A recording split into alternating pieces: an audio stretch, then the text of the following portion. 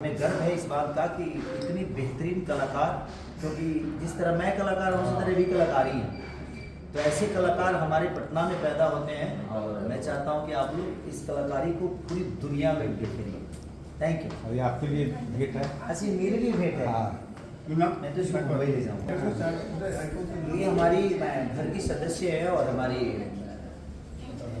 छोटे भाई की शादी है, तो मुझे लगता है कि इतना प्यारा डिज़ाइन बहुत कम ऐसे देखने को मिलता है और इन्होंने अपने हाथ से डिज़ाइन किया है, तो मैं चाहूँगा कि ये पूरी दुनिया में छाए और मेरी शुभकामनाएं है इस बहन के साथ कि और ये जो भी आप डिज़ाइन देख रहे हैं इनके खुद के हाथों का डिज़ाइन किया हुआ है, तो श्रिया है ये और ये पटना से हैं, तो हमें गर्व है इस बात का कि इतनी बेहतरीन कलाकार, क्योंकि जिस तरह मैं कलाकार हूँ उसी तरह भी कलाकारी हैं, तो ऐसे कलाकार हमारे पटना में पैदा होते हैं और मैं चाहता हूँ कि आप लोग इस कलाकारी को पूरी दुनिया में बिखेरिए।